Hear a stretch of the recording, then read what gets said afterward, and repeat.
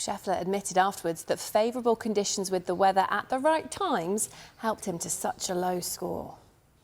I mean, I had no idea. I mean, it all depends on conditions. And when we were teeing off, I mean, depending on what weather forecast you looked at, I mean, it was going to tell you something different. And, you know, it was super sunny when we were on the driving range. I'm out there in short sleeves. It's warm out.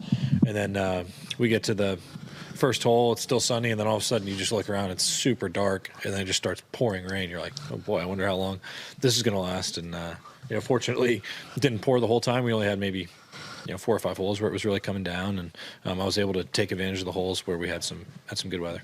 One of the great things about the game of golf is that you call your penalties on yourself.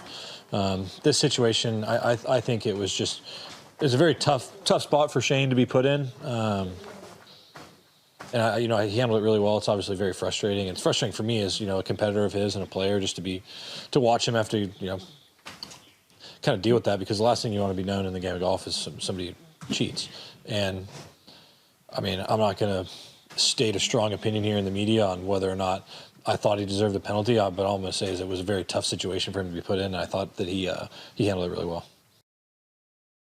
Ryder Cup winning captain Paul McGinley said, "For me, this is very harsh and the rule needs a rethink. The spirit of the rule should be what's important. A penalty should only be applied if the ball can be seen moving with the naked eye."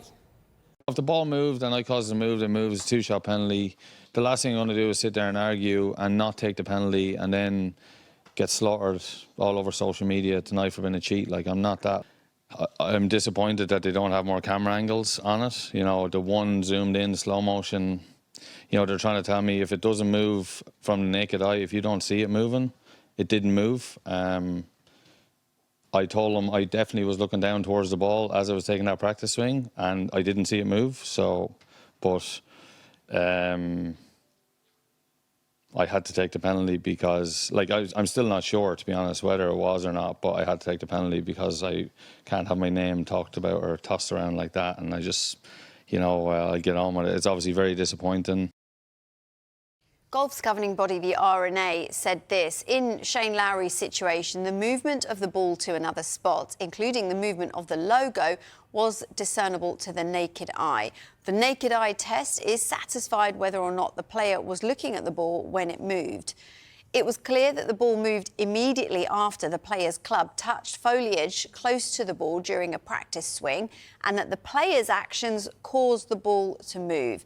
In these circumstances, there is a 1-stroke penalty and the ball must be replaced. However, as the ball was played from the spot where it was moved to, the player played from a wrong place and incurs a total penalty of 2 strokes.